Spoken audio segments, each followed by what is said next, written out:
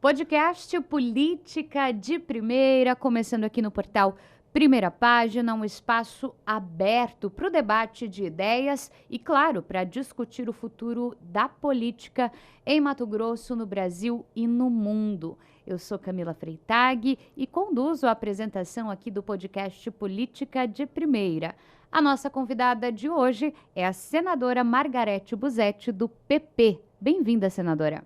Obrigada, Camila. É um prazer estar aqui falando aos ouvintes do nosso podcast Política de Primeira. Obrigada, a gente que agradece o aceite a esse convite. Lembrando aqui que a nossa editora-chefe é a Francisca Medeiros e por trás das câmeras, da preparação deste podcast, tem muitas mãos envolvidas. Um agradecimento especial ao J. Carlos, ao Lucas Bispo, também ao Hudson Branco, que nos auxilia aqui nesse podcast. O Política de Primeira está começando.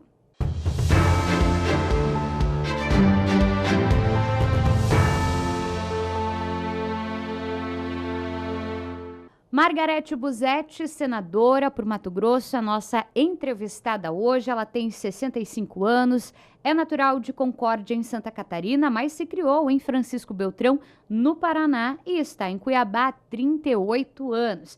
Empresária, casada, tem 2 filhas e 3 netinhos. Em 2017, se filiou ao Progressistas, mas só entrou na disputa eleitoral anos depois, ao compor a chapa de Carlos Fávaro, que se candidatou à vaga aberta no Senado depois da cassação do mandato de Selma Arruda. Na eleição suplementar, realizada em novembro de 2020, a chapa obteve quase 372 mil votos. Como primeira suplente, Margarete, então, se filiou ao PSD, como parte de um acordo com Fávaro, que assumiu o Ministério da Agricultura no governo Lula e, desde janeiro de 2023, ocupa a cadeira no Senado.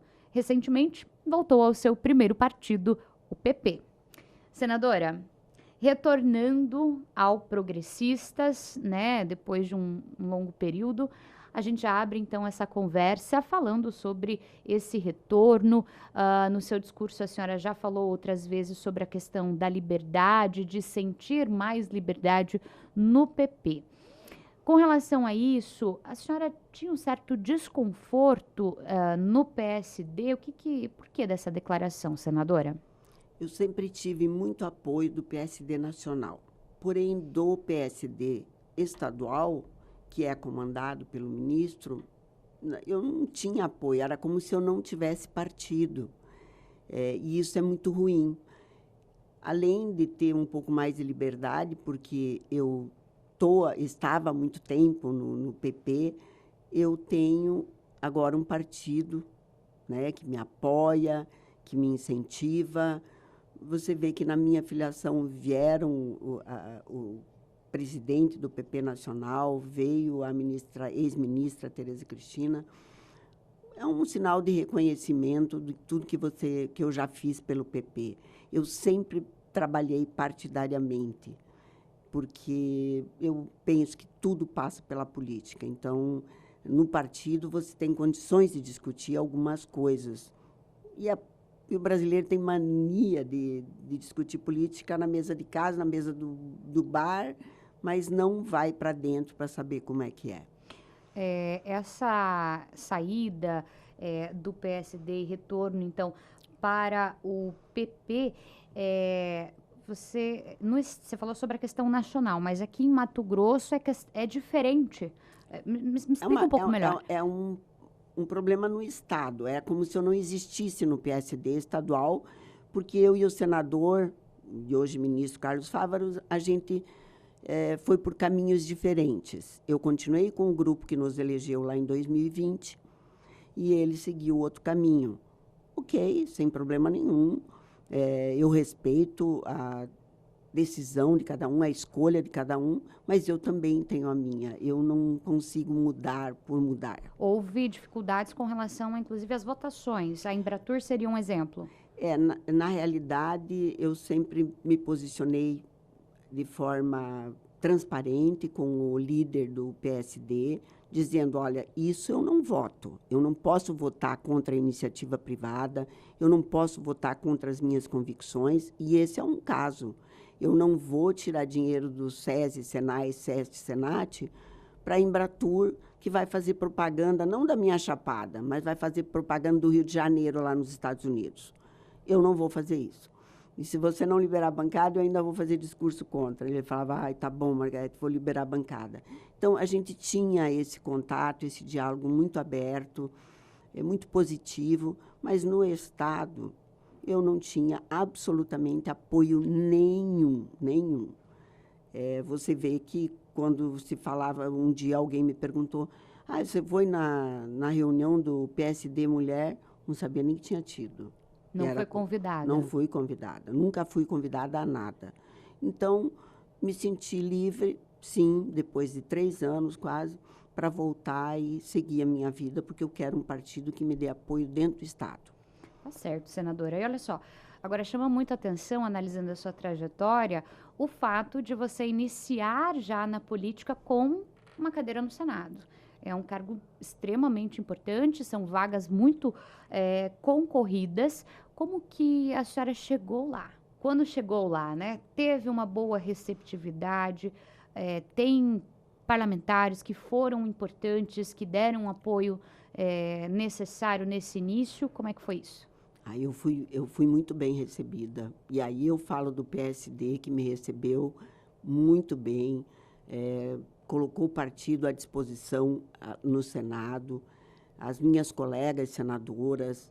E eu tenho muita facilidade, Camila, de conversar e fazer amizades e seguir com os projetos que eu tenho na minha vida.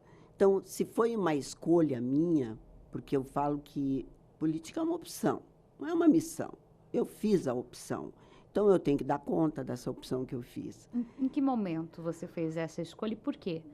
Eu sempre gostei da política, mas nunca quis cargo eletivo, né? Eu achava que podia participar da política classista, da política de partidos, dos bastidores. Eu sempre participei, porque aí eu tinha uma forma de contribuir, né, de saber como que era o processo, me posicionar contra o processo muitas vezes, e as pessoas não fazem isso. Elas só entram para serem candidatas num partido para serem candidatas. Isso é ruim. Você não entende como que é o processo eleitoral. E ele pode ser muito cruel para você, se você não vence uma eleição, porque é uma vida muito exposta, né? Você coloca a sua vida na vitrine. Com certeza. Senadora, a senhora sempre diz, a gente até destacou aqui uma frase, eu gosto de trabalhar. E aí a gente quer entender em que momento que o trabalho entrou na sua vida, se foi bem cedo, se foi já quando menina lá na Retifica de Motores, em Francisco Beltrão, foi nesse momento, e o que o trabalho significa também para a senhora? Olha, meu pai, um alemão de 1,98 m, ele era um mecânico autodidata de mão cheia. Ele fazia retífica de motores à noite para poder ouvir o barulho do pistão.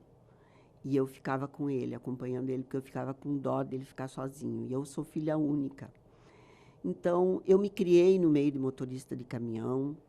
Aí viemos para Cuiabá, eu sou esposa de um cara que só vive no meio de motorista de caminhão. Eu entrei no ramo, comecei a trabalhar, e aí sim eu vi a necessidade de realmente entrar na política classista. Associação das Empresas do Distrito Industrial, Associação Brasileira de Reforma de Pneus, as duas eu sou a primeira mulher a ser presidente. Digo isso até com certo pesar, porque eu queria que outras tivessem me antecedido, né?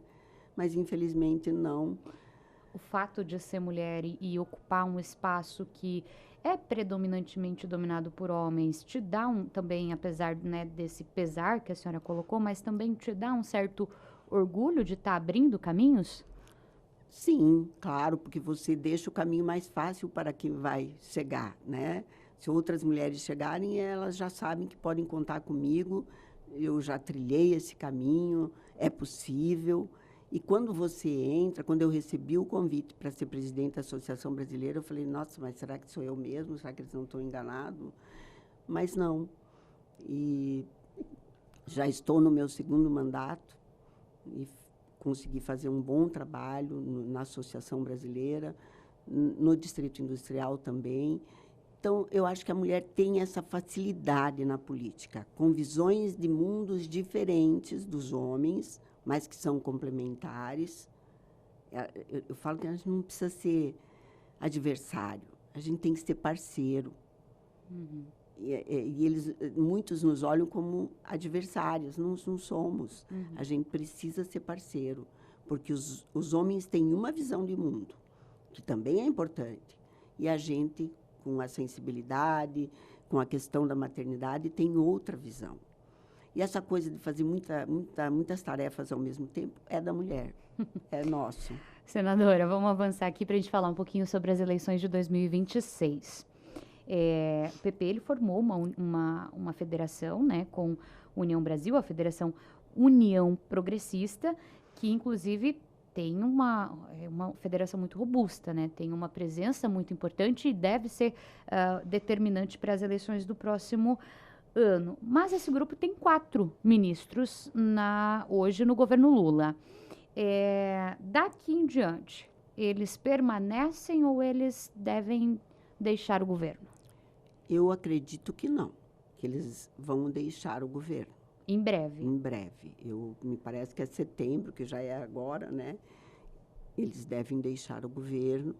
Pelo menos foi o que eu ouvi dentro da União Progressista, que eles têm que deixar o governo, porque pelo posicionamento do partido em muitos casos contra o governo.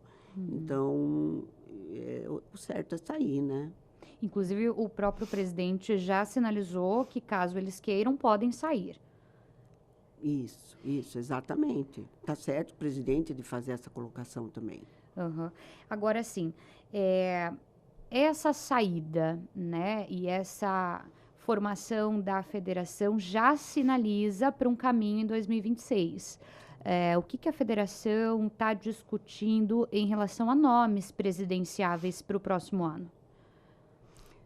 O nome muito forte da federação é o governador Tarcísio de Freitas, que nem é de nenhum dos partidos, né? Nem é PP, nem é União Brasil, mas é o nome que eu vejo que a federação está, sim, apoiando, que é um nome técnico, é um nome bom para a disputa em 2026. Tem outros nomes aí também que são analisados, a exemplo do governador do Paraná, por exemplo, o Ratinho Júnior, e outros nomes que já estão colocados?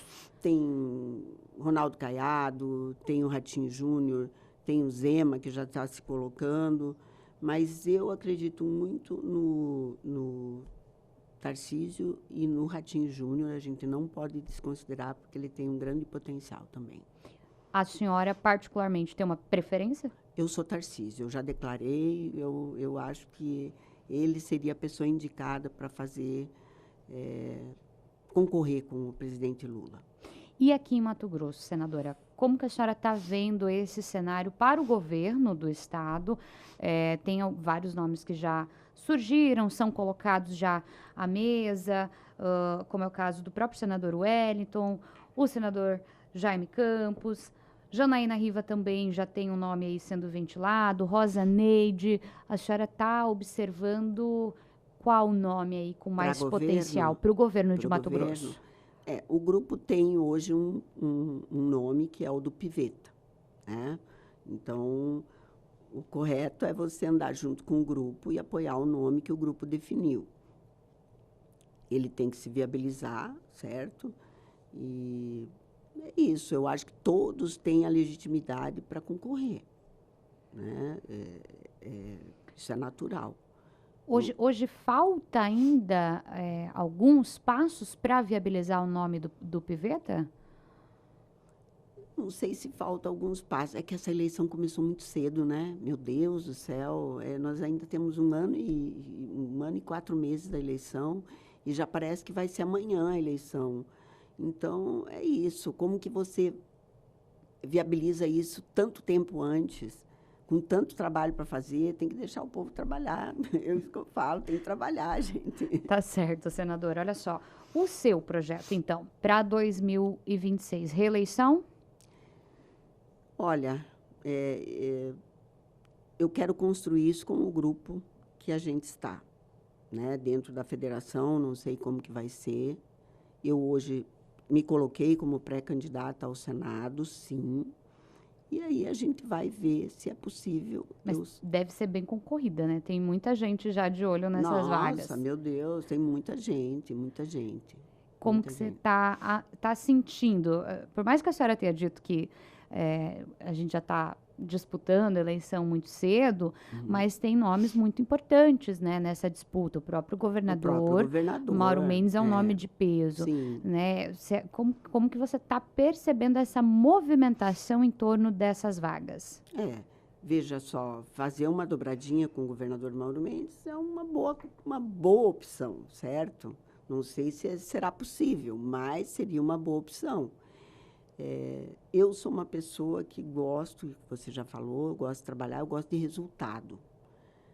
E o governador Mauro Mendes também. Ele é muito pragmático e gosta de resultados. Então, a gente, às vezes, em conversa, eu discordo dele, ele discorda de mim, mas isso é bom. Você pode e deve discordar, né? Mas você sempre tem que se respeitar. Então, porque vão ser 2 vagas, né? Então, eu quero ver se é possível. Se não for, a minha vida, se eu voltar para minha casa, para meu negócio, a minha vida segue igual. Segue tranquila Segue tranquila com isso. Agora, a senhora deve se licenciar em breve. Sim, nesse período, quem assume no lugar é o Lacerda. Isso. Tá certo. Isso tem algum peso, já pensando nessa construção para 2026? A senhora deve voltar ou a partir desse licenciamento já não volta? Não volto mais, porque o ministro Carlos Fávaro volta em abril, porque o cargo é dele, ele tem que ser descompatibilizado, o executivo, e aí, aos 4 meses que o Zé Lacerda vai ficar. Qual que é a data, senadora? É 6 de abril, se eu não me engano, que ele precisa voltar, precisa retornar. Do seu afastamento? Do meu afastamento é início de dezembro. Agora, já nesse ano. Esse ano, exatamente. E nessa reta final, então? Gente, vamos lá, vamos correr o Estado, vamos conhecer o Estado. Gente, eu entrei no Senado, eu não tive tempo de sair no Estado.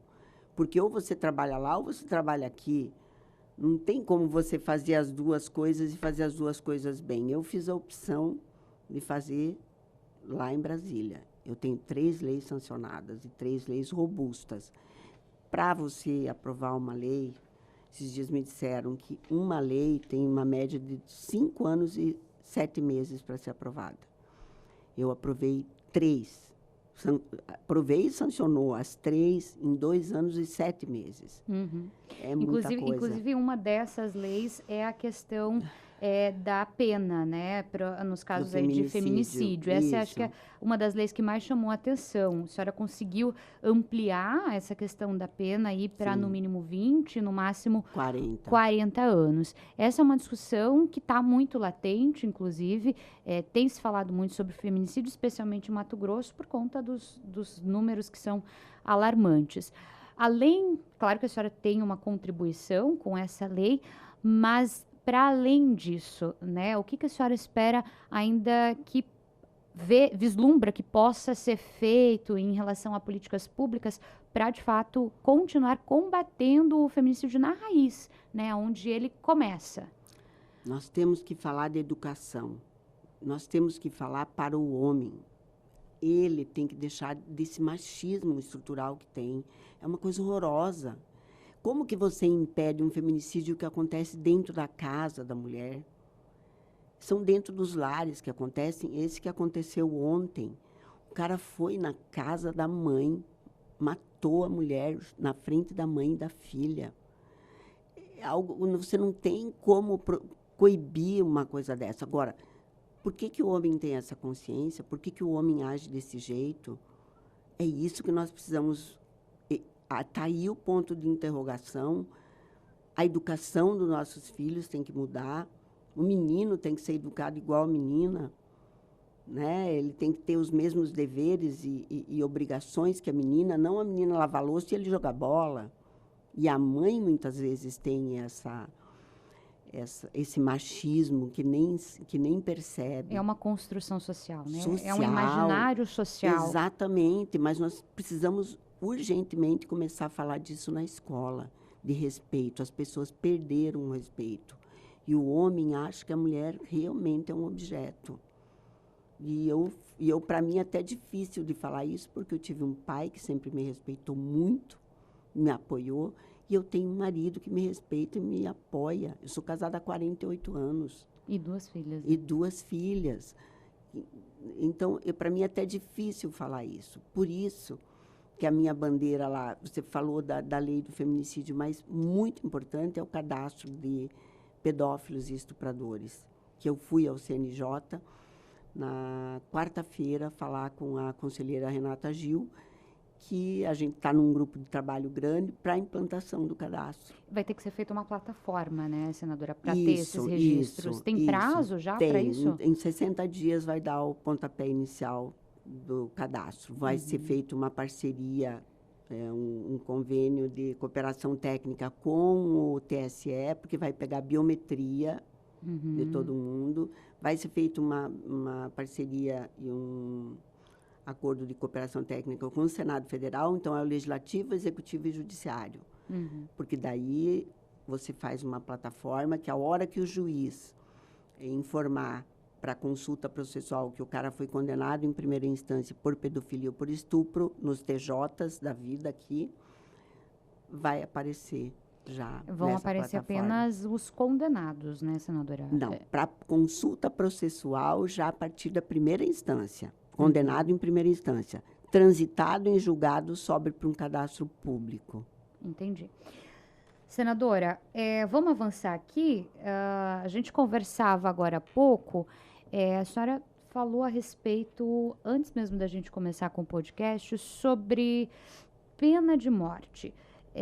Isso é uma bandeira que a senhora está levantando agora? Ou a senhora já defendia? Não, na realidade, eu vou te ser sincera, as pessoas falam muito em prisão perpétua e pena de morte. Pena de morte, eu tenho um pé atrás com a pena de morte, porque o que você faz com a pena de morte? Você transfere ao Estado o poder de matar em seu nome. E isso eu tenho um pouco de receio. Nós temos uma justiça que nem sempre é muito justa. Quem tem dinheiro consegue. Então, eu tenho um pouco. Agora, prisão perpétua? Não, prisão perpétua eu sou totalmente a favor. Porque a pena de 40 anos, o cara vai demorar para entender que ele vai ficar 40 anos preso. Daqui a 2 anos, nós vamos ter resultado destas condenações que estão desses feminicídios recentes. Então, ele vai começar a sentir que ele vai ficar 24, 26, 28 anos preso, em regime fechado, não vai ter visita íntima, não vai perder cargo público, vai perder o pátrio poder dos filhos. Então, é uma pena bem severa, mas ele não entende. Agora, a prisão perpétua, as pessoas entendem. O que eu até fiz um vídeo defendendo prisão perpétua e pena de morte, esclarecendo que o certo é ter um plebiscito sobre isso. Que tem uma proposta, que, aliás, desde 88, são 12 propostas na Câmara dos Deputados sobre isso, que nem sai da mesa, Camila. Nem da mesa sai. O Kim Kataguiri tem uma proposta que é maravilhosa, que é, nas eleições de 2026, responder 3 perguntinhas. Você é a favor da pena de morte? Você é a favor da prisão perpétua? Desde que seja chamada uma nova constituinte. Mas não anda, não sai da mesa. Senadora, só uma pausa rápida aqui, quero aproveitar para você que está acompanhando a gente aqui no podcast Política de Primeira, a te convidar a continuar ao longo da semana conferindo as notícias sobre política aqui no portal Primeira Página, na nossa editoria política, que leva também o nome do nosso podcast, Política de Primeira. E se você está gostando desse vídeo, ajuda a compartilhar, envie para as pessoas que gostam de discutir política. Compartilha essa entrevista, sua audiência é super bem-vinda. A gente segue por aqui, senadora, ainda falando sobre a sua atuação no Senado. Tem um outro projeto também seu, uma outra lei que foi aprovada, que é com relação à reconstrução da mama. Queria que a senhora explicasse um pouquinho para nós sobre essa lei. As pessoas não têm a dimensão dessa lei. Ela é imensa, ela é maravilhosa. Porque a gente tinha a lei e era possível fazer reconstrução só para câncer maligno. Poxa vida, a mulher tem várias causas que ela pode perder a mama, que ela tem que retirar a mama, inclusive doenças necrosantes. Tem acidente, tem violência doméstica, tem várias coisas. E não era possível. Aí eu fiz o projeto, porque eu encontrei uma pessoa que o ex-marido, cortou em X as 2 mamas dela, ela perdeu as 2 mamas. E aí eu fiz o projeto para que fosse possível essa reconstrução. E aí, pesquisando, né, analisando tudo, são 11 doenças que necrosam a mama da mulher, e a mulher pode perder a mama. E como não tinha previsibilidade na lei para que o SUS fizesse, os planos de saúde também não faziam. Aí entrava-se com uma liminar, quando era recusado, que o plano de saúde ganhava, essa mulher ia disputar no SUS com quem realmente não podia nem pagar um plano de saúde. Não é justo. Não é justo. Senadora, olha só, vamos falar do tarifaço? Vamos. A gente tem que falar, né, sobre essa questão, porque envolve o país inteiro, Mato Grosso especialmente, né, tem sentido o impacto já desde já, mas a gente quer destacar aqui que o presidente Lula autorizou a análise sobre a possível aplicação da lei da reciprocidade. Como a senhora avalia isso? A senhora concorda, não concorda, acha que isso é bom para o país ou não? Eu imagino que a última coisa que o presidente vai lançar a mão é a lei da reciprocidade. Ele vai analisar muito bem e vai tentar negociar de outras formas e que saia desse embate político, né? Porque é muito ruim tudo virar no campo político. Infelizmente, o Eduardo Bolsonaro está lá nos Estados Unidos fazendo política com uma coisa que é muito séria e muito grave para nós. Inclusive, a senhora chegou a questionar a postura dele. Questionei, inclusive, chamou ele de moleque. A senhora continua? Afirmando a atitude dele é de molecagem mesmo. Não concordo de jeito nenhum. Não concordo. Por quê, senadora? Porque você precisa pôr primeiro os brasileiros na frente do seu projeto pessoal. Quando ele fala que se sobrar, depois de tudo isso, sobrar só uma terra arrasada do Brasil, ele se dá por satisfeito? Não posso concordar com isso, de jeito nenhum. A senhora acredita que isso é uma afronta à soberania, essa fala dele? Olha, eu acho que ele é um imaturo, isso que ele é, porque é inadmissível, é inaceitável alguém falar isso, colocar qualquer coisa na frente da vida do... Aliás, nem o Jair Bolsonaro concorda com ele quando você ouve os áudios ele falando com o pai, né? É muito ruim você ver um filho falando daquela forma com o pai.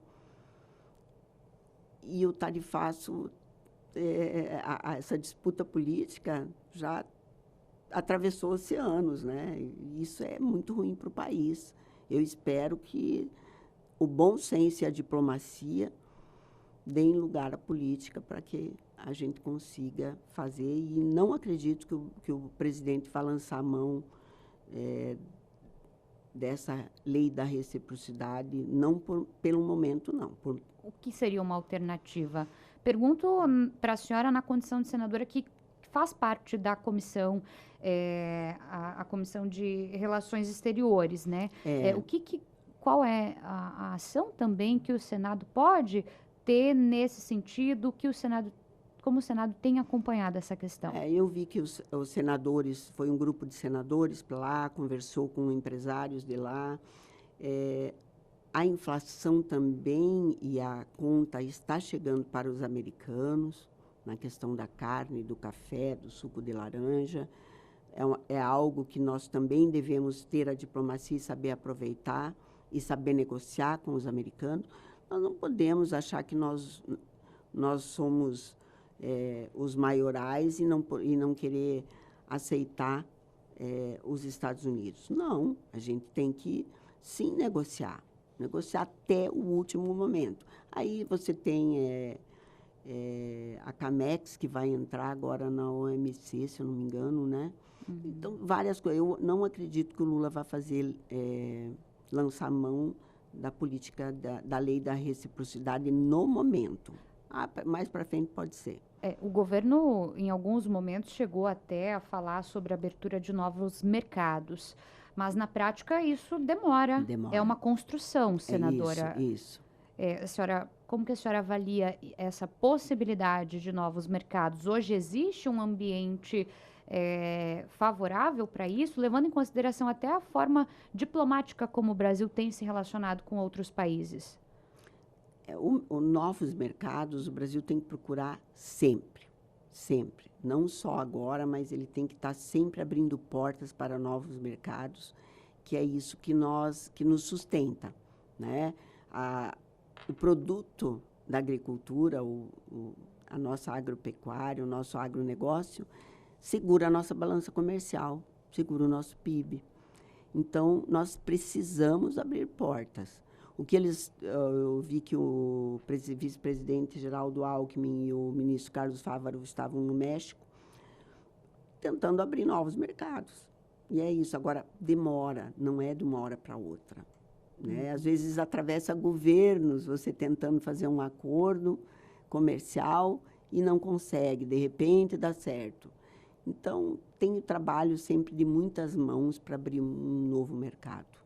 Senadora, vamos voltar aqui a falar sobre a questão do feminicídio, até porque é um assunto que a senhora tem tido uma atuação bem relevante, as próprias leis que a senhora já conseguiu aprovar são muito direcionadas para as políticas públicas em defesa das mulheres. E aqui em Mato Grosso, nessa última semana, houve aí uma discussão na Assembleia Legislativa com relação à CPI, a instauração de uma possível CPI do feminicídio. Essa CPI, inicialmente, as deputadas que apresentaram tinham ali 13 assinaturas, depois algumas assinaturas foram retiradas, 6 foram retiradas, e a CPI acabou não avançando. A senhora tem acompanhado essa discussão aqui no Estado? Eu cheguei ontem aqui, confesso que fui interpelada sobre isso e não sabia, porque lá no Senado ultimamente está bem movimentado, mas ontem, quando me pediram, qual é o resultado prático de uma CPI, Camila? Uma CPI do feminicídio. Você vai investigar quem? O quê? O agressor? O agressor é um caso de polícia. Aliás, o Estado prende todos eles. Prende. Então, eu fico muito triste quando eu vejo um tema tão caro para nós, tão sério, sendo usado para palanque político, sendo usado para atacar o governo, sabe? Ao invés de nós falarmos realmente do problema. Mas não seria de repente, uma forma de iniciar um debate para a construção de políticas públicas? Ou a senhora acha que tem outros meios de fazer isso? Outros meios. CPI é uma investigação. Quais CPI meios? Nossa, nós podemos fazer a Assembleia mesmo pode ter uma comissão permanente de combate ao feminicídio, para atuar nas escolas, para fazer essa política pública que está faltando, porque hoje nós falhamos como família e falhamos na educação. Aí restou a punição que eu venho fazendo. As pessoas, quando falam no feminicídio, falam que precisa de penas mais duras. Eu já fiz a maior pena que o Código Penal brasileiro tem. Mas as pessoas querem prisão perpétua, querem pena de morte. Não é fácil para fazer. Então, eu penso que você usar uma CPI, que é um meio de investigação, que você sabe como começa e você não sabe como termina, é muito ruim, é um tema muito caro para nós mulheres brincar com um tema desse. Veja só, vai lá, faz a CPI, aí retiram a assinatura, cai a CPI. deviam ter acertado tudo antes. Deviam ter pensado tudo antes. Para mim, já começa aí. Algo que não poderia ter acontecido de jeito nenhum. Agora, eu vejo muita gente falando e que nunca falou do feminicídio, nunca disse uma palavra do feminicídio, não reconhece nada que os outros fazem, entendeu? Quem exatamente? Eu vejo vários políticos fazendo vídeos sobre o feminicídio, sobre isso, sobre aquilo, mas... Dá para a gente citar alguém? Não gostaria. Uhum. Não gostaria, mas, assim, é muito triste atacar o governo num tema tão sério como esse. O governo não tem o que fazer mais do que está fazendo, não tem. E isso nós, proporcionalmente, Camila, nós temos um índice alto. Mas, se você pegar as cidades do Nordeste, matam muito, porque é o machismo que mata. É o machismo que mata. Esse é o ponto central. Esse é o ponto que nós devemos discutir, esse é o ponto que nós devemos falar, e nós só vamos avançar quando nós tivermos homens falando com nós sobre o fato. Uhum. Homens defendendo essa causa, mas defendendo a causa realmente. A senhora se considera uma mulher feminista? Feminista no sentido de que eu apoio a causa das mulheres, porque eu, quando cheguei lá, eu não tinha noção, porque o meu dia a dia aqui, você ouve um fato aqui, o meu negócio era o comércio exterior, era assuntos econômicos, era agricultura, mas quando você vê os números, eu falei, gente, tem tanta gente aqui, por que ninguém fez uma lei antes? Por que ninguém endureceu as penas? Porque ninguém pensou nisso antes. O fato de ter poucas mulheres, talvez, mas tinham 14, tinham 15 lá, entendeu? Eu não gosto de fazer nada que seja paliativo. Tu tem que fazer alguma coisa de impacto, sim. Aí você vem trabalhando, e aí uma comissão permanente de combate ao feminicídio na Assembleia funcionaria muito bem, junto com o governo, porque eu não posso falar mal do governo no momento que eu não estou com o governo. É isso. Para mim, é isso. Tá certo. Senadora, vamos avançar aqui? Vamos. Quero conversar um pouquinho mais, já que a gente está em Mato Grosso, né, na discussão que está rolando aqui no Estado. Eu verifiquei que a senhora faz parte da Frente Parlamentar em Defesa da Exploração Equatorial do Petróleo. E sobre esse assunto, é um assunto... pode até parecer novo, mas ele já é discutido há bastante tempo. Queria primeiro que a senhora explicasse para a gente por que essa frente ela foi criada, porque ela teve apenas 2 sessões realizadas até agora, né? E qual é o objetivo dela e a relevância dela aqui para Mato Grosso? Veja, o ponto de você discutir perfuração, poços de petróleo, perfuração, ou pelo menos... avaliar se tem ou se não tem na margem equatorial da Amazônia. Gente, nós vamos levar muitos anos. O Brasil é um exemplo em economia verde, né? em geração de energia verde, em biocombustíveis e tudo. Mas vai demorar muito tempo para nós não usar mais o petróleo. Décadas. Então, por que não avaliar e prospectar se tem petróleo nessas margens com segurança? É uma questão técnica, sim, mas não ideológica. Não ideológica. Eu andei no Amazonas 8 dias de avião, de barco, de voadeira e a pé. Você chega lá, você vê a pobreza desses ribeirinhos. Você tem que integrar a Amazônia ao Brasil. A Amazônia fica parte do Brasil. E isso vai dar a possibilidade da Amazônia se desenvolver. Então, eu sou favorável a tudo que desenvolva, porque não há sustentabilidade sem desenvolvimento e vice-versa. Para quem está acompanhando a gente, no ano de 2010, a ANP, que é a Agência Nacional do Petróleo, mapeou áreas com potencial para a exploração do petróleo e muitas delas na região equatorial. Aqui em Mato Grosso, isso foi identificado na bacia do Parecis, que é o bioma amazônico, a qual a senadora vinha falando. É uma região que fica já ali, já na região próxima até Roraima. E muitas dessas áreas ficam próximas de reservas indígenas, ou seja, necessariamente são áreas legalmente protegidas. E aí eu te questiono, senadora, a partir desta frente parlamentar, aonde ela deve chegar? Porque, assim, conversei com alguns especialistas sobre esse tema também, e eles me relataram que hoje, de fato, já foi identificado, mas não é uma área para ser explorada. É preciso de mais pesquisa. Então, essa frente parlamentar, ela deve caminhar em qual sentido? De ampliar a pesquisa nesse momento? Pensando também na questão da sustentabilidade dessas áreas, né? Exatamente. Agora, quando você... E isso passa por reconhecer o direito dos indígenas desenvolverem. Se você falar com qualquer indígena de qualquer tribo, ele quer desenvolver, sim. Quem segura o desenvolvimento dos indígenas é a FUNAI, infelizmente. Não reconhece o direito deles se desenvolverem. E você travar um estudo, o Brasil tem mania de fazer isso, né? Vai um partido político, entra no STF, trava um estudo. Gente, pelo amor de Deus, travar um estudo nem que seja para dizer não, mas diga não tecnicamente. Não por isso, por isso, por isso.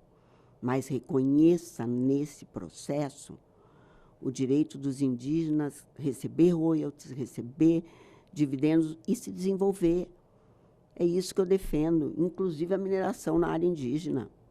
Inclusive a mineração na área indígena, eles têm lá. O que acontece hoje? Tudo ilegal. Quando você não tem algo regulamentado e reconhecido, vem os ilegais, avançam. Hoje tu tira 20 garimpeiros, amanhã tem 30. Então, eu não entendo isso. O Brasil precisa parar de fazer política com hipocrisia. Eu sempre falo isso. É muita hipocrisia nas nossas leis e pessoas sem direito a desenvolver de jeito nenhum. Veja, os Parecis mesmo plantam, acho que 20 mil hectares de soja. Legalmente, eles não podem vender, Camila, porque tudo que produz em terra indígena não pode ser comercializado. Não consigo achar lógica nisso, entendeu? E eles estão lá, eles não têm tutela de ONG, eles têm cooperativa, eles têm máquinas, eles têm coletaria, eles têm tudo. Você vai lá, é um exemplo. Por que todos os outros não podem ser assim? Quem quer? O indígena que não quer viver da maneira dele, viva da maneira dele. Mas o que quer desenvolver, que se desenvolva. Tá certo. Senadora, a gente já está avançando aqui no nosso tempo, reta final do nosso podcast. Uma última pergunta com relação à PEC da blindagem. Ela naufragou de vez ou apenas adormeceu? A PEC da blindagem, aquela ali com relação a não investigar mais ali os parlamentares, os deputados, enfim, como que a senhora avalia essa PEC? Olha, isso está na Câmara dos Deputados, a gente ouve falar, lê a respeito. Eu achei bom que ela naufragou, entendeu? Porque, gente, nós vamos assim mudar todo um sistema para promover proteção de alguém? Como assim? Como assim? Agora eu não quero o STF, então agora eu quero que seja julgado pela primeira instância, pela segunda instância. Não é assim, as coisas não podem ser assim. Eu imagino que isso não vai caminhar mais. Não acredito que vai caminhar. Tá certo, senadora. Finalzinho, a gente tem um bate-rebate aqui no podcast Política de Primeira. Eu vou dar uma palavra, no máximo uma frase rápida, e a resposta é rápida na mesma medida, tá, senadora? Vamos começar? Seu Deoclésio ensinou. Me ensinou que a honestidade não tem preço. E o Eduardo Bolsonaro? O Eduardo Bolsonaro me ensinou que tudo é possível, tudo que é pior pode piorar. Nada é tão ruim que não possa piorar. Um recado para suas netas. Ai, minhas netas, meus netos cresçam e se Evoluam. O aprendizado é tudo na vida da gente. Conhecimento é tudo na vida. Simone de Beauvoir. Eu lembro que eu falei dela, mas eu não estou lembrando o que. Um ideal pessoal. Pessoal? A minha família é o meu ideal hoje. A estruturação e o conforto da minha família, é tudo. E o que é o feminismo para você, para a senhora? Então, eu não entendo muito bem esse feminismo que falam, entendeu? Eu não me acho uma feminista, mas o direito das mulheres, eu luto por elas. Pena de morte. Tenho dúvidas, muitas dúvidas. Livro favorito? São tantos, gente. Uma canção. Uma canção?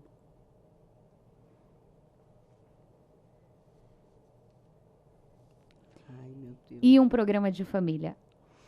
Um programa de família, ir pro Lago do Manso, junto com os netos, brincar muito no pula-pula e nadar no lago. Voto impresso? Só a favor. Só a favor. Não o voto impresso, voto auditável. É diferente. Código florestal? Precisa melhorar muito. Moratória da soja? Acho que ela tem que acabar. Ela cumpriu o papel e agora ela tem que acabar. Pronto. Comunidades indígenas? Maior respeito por elas. Sustentabilidade? Não existe desenvolvimento sem sustentabilidade, não existe sustentabilidade sem desenvolvimento. Industrialização? Falta muito. Nós estamos perdendo a industrialização no nosso país. Toda a verdade? Não sei. Toda a verdade... Não existe verdade absoluta, né? Tá certo. Senadora Margarete Busetti, participando com a gente aqui do podcast Política de Primeira. Muito obrigada pela sua participação com a gente. Foi um papo muito produtivo, senadora. Obrigada, eu que agradeço e estou sempre à disposição para falar sobre a vida política, sobre projetos, sobre o país. Certo. Obrigada também a você que está nos acompanhando. Não deixe de compartilhar esse vídeo. Continue acessando a editoria de política no portal Primeira Página e semana que vem eu te espero por aqui de novo. Um abraço. Tchau. Página.